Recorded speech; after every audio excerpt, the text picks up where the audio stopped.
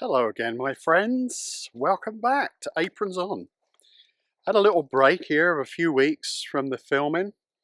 Got busy with doing all kinds of family stuff like you do in the summer. And but the last time I was with you guys, I said we'd do something with some sausages with a Tuscan flavour. So that's actually what we're going to do today. I was hoping to show you a really lovely blue South Dakota sky, but as you can see, it is incredibly smoky. Oh, there's my beautiful assistant, as always. These are the fires up in Oregon, Canada, Montana, and all of this smoke is gradually drifting its way across the entire country, which is incredibly sad. And for folks that have problems with, allergies and things, I'm sure it's probably absolutely miserable. But that's why everything looks, yeah, kind of hazy today.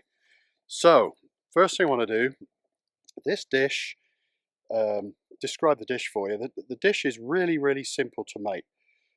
Nothing fancy about this at all. And it's sausages with beans and some tomato sauce. So you might think kind of beans and weenies. No, not really. Proper sausages are really nice if you pan fry them. You don't just have to cook them on the grill and serve them in hot dog buns. They're quite a versatile ingredient, actually. So we're going to use lots of sage and some basil as well. I'm going to pop in. And I've got lots of sage all growing around my pond here. Most of it, if you see it here, is all the wild variety that you would normally use like for smudge sticks and stuff like that.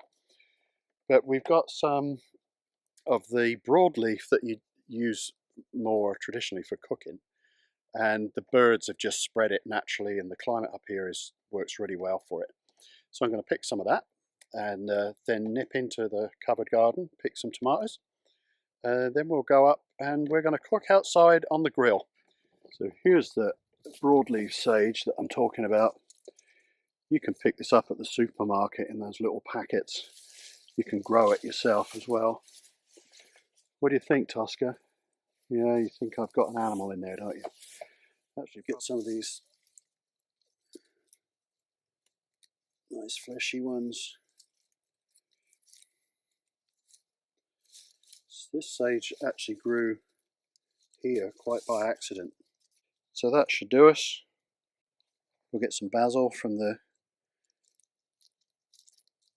garden and we'll have our herbs. Well, this is my first little harvest of tomatoes this year, or tomatoes, depending on where you're from. So I think we're going to add this to this dish. I think that's plenty. Grab a bit of this basil too while we're at it. So we got some sage, some basil, a few freshly picked little cherry tomatoes. Let's get upstairs on the deck and look at our other ingredients. Okay, welcome back everyone. As you can see, we're using my outdoor kitchen. Well, I just moved the grill upstairs onto the deck, and I think I'm going to leave it here for the summer because it just makes it nice and convenient to cook, especially got friends over. So to reiterate, this is a sausage dish,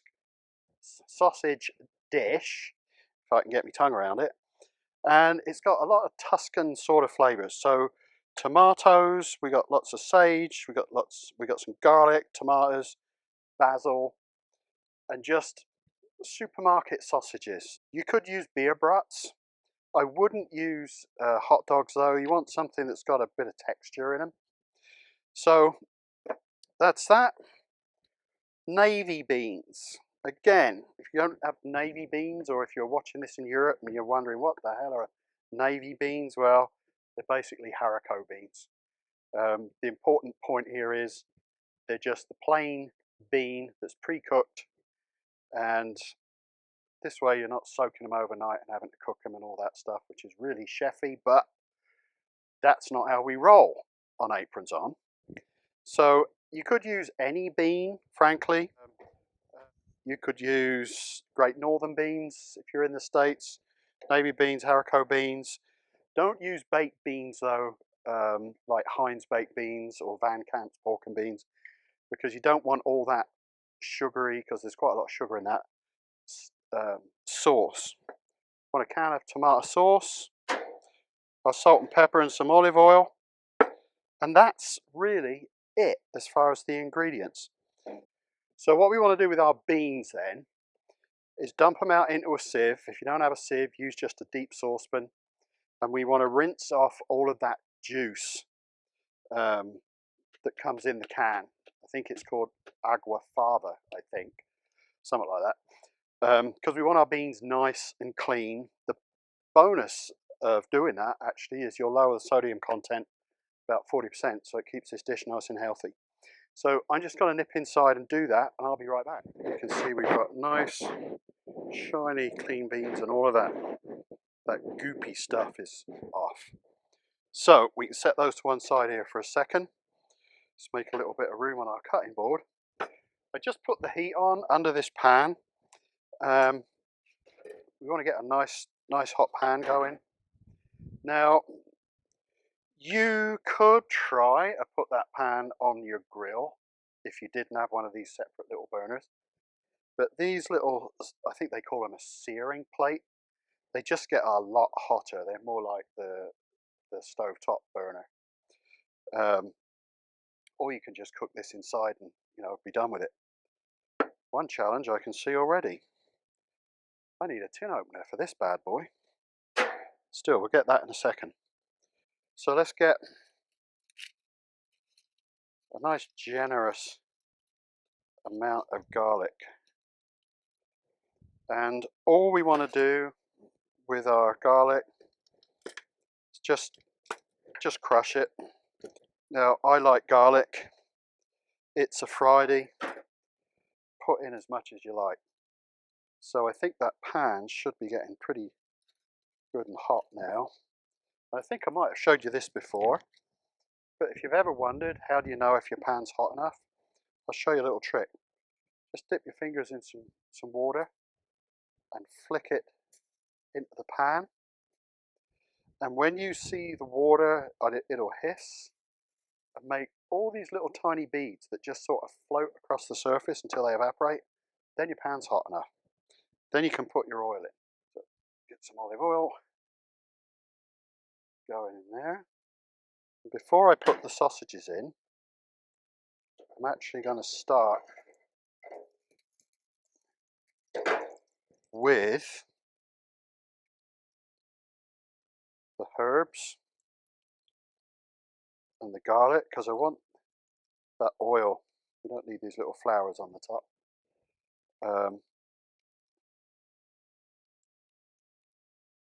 Probably don't want the stalks, so just pull your leaves off the stalks. The sage really doesn't matter. You can save a bit of that for garnish at the end. So what I want to do is get these flavors of these lovely fresh herbs. And there's my dog, who thinks that when I hit the side of the pan, it's the doorbell. So, note to self, try not to do that again. Guys, it's fine. Having said that, I should probably go check though.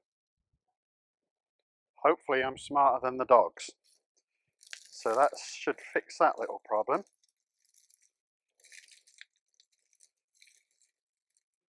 Alright, let's get some sausages in there. You want enough olive oil in here to take up those flavours. Tell you what though, I don't know if I wish there was a smell app, because it smells amazing, this. So all we're going to do is pop our sausages in.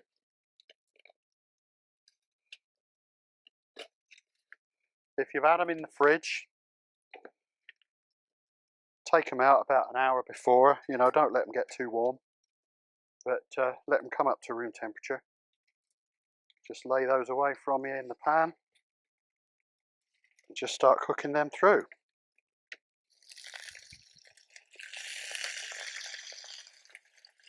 The other plus of cooking outside like this, especially in the summer when it's hot, not generating heat in the house. Nice pinch of pepper on there, just a little pinch of salt, probably enough salt in the sausages already. We can season though to taste afterwards. What you don't want to do is let your sausage skin burst, because then all your lovely juices run out. So there you go.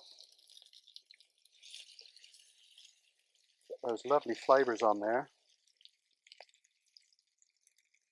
You can do, if you got one of those little gas camping stoves, or I've seen lately a lot of people are using these little, they got like a cast iron, it's like a Dutch oven, but the lid comes off and you put charcoal in it and then you cook over that. This would work great for that as well. You could even cook this in your Dutch oven in a campfire. So we're getting some nice brown colour on those sausages. I think I'm just going to take a few of these nice little fresh cherry tomatoes, throw them in there. Alright, we've got a bit of Listerine on our tomatoes. We're going to add our can of tomato sauce. And now we just add our beans. I'm going to put them all in.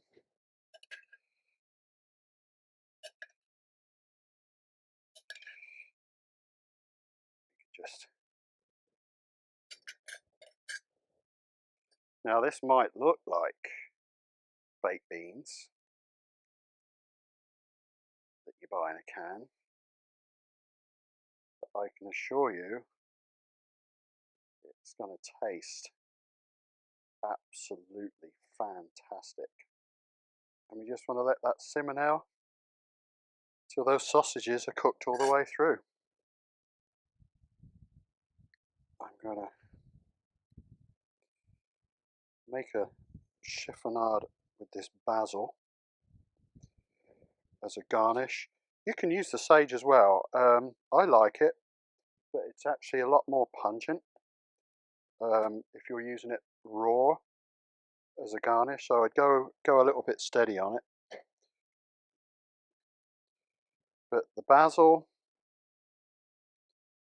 that's just delicious. Basically all you want to do is pull your leaves off like this. So we're just going to get these leaves and sort of make like a little cigar out of them. Sort of roll them up like that. And then just run through it nice and fine with the knife. Then you've got these lovely little strips, which we're going to garnish it with. So you'll be able to tell when your sausages are done. You can look through the skins and you'll start to see like little bubbles in the fat that's inside the sausage skin itself. Now, if it was getting a little thick and you wanted to get a little bit posh with it, sex it up, you could put some Chardonnay or something like that to thin this sauce out just a little bit. Or if you want to be more down to earth, less pretentious, maybe just a little bit of beer. In fact, you know, that's exactly what I'm going to do. Just going to add a little bit to that. Gives you an excuse to open a can, call it cooking. Okay, these have been cooking now for about 10 minutes. Just simmering gently like this. We don't want to overcook the sausages so that they're dry when you cut into them. So I'm just going to let this calm down. I just shut the heat off. And while it's doing that, just say a big thanks, actually. Since the last video that I did, which I think was we talked about making sourdough starters, which you can find the link somewhere up here. I've had quite a lot more of you actually subscribe, and I really, really appreciate that. And my first video that I ever made, which was my cottage pie recipe, is closing in on 1,000 views, which in the big scheme of things, you know, it's not very many, but for me it's a lot. And I'm just really, really tickled and so grateful to all of you that have tuned in, subscribed, and enjoyed the videos. So I'm going to get this on a plate, garnish it, and have a quick taste, and then we'll come back. Sausages. They're such a humble ingredient, and when you think about it, they were made out of, yeah, a lot of the leftovers. Traditional sausages, of course, are made of sheep, lamb, or ox runners, you know, the washed out, cleaned intestine. And all of the, you know, your filling is oftentimes the cuts of meat that wouldn't make a nice steak or a nice roast. So let's just get a bit of fresh herbs on there. There it is. So next time you grab some sausages at the supermarket, think about doing them this way. So there we go, everyone. This actually works quite well as a little cooking station. I've never actually cooked just on that part and used this as, you know, like a little prep area. It saves having another separate table. But we'll see how things progress. We've got to tuck in and see what this is like. So our sausages, nice and moist inside. Still got some juice.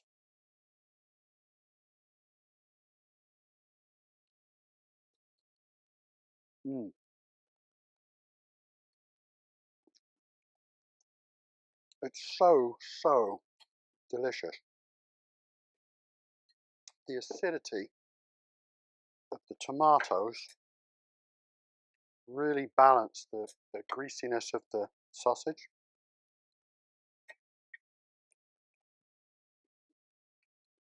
That pan roasted garlic flavours coming through, and the basil.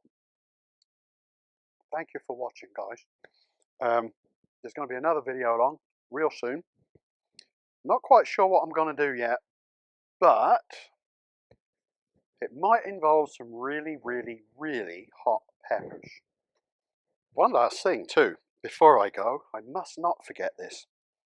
Some of you who are seasoned foodies are probably familiar with a gentleman called Keith Floyd, the late Keith Floyd.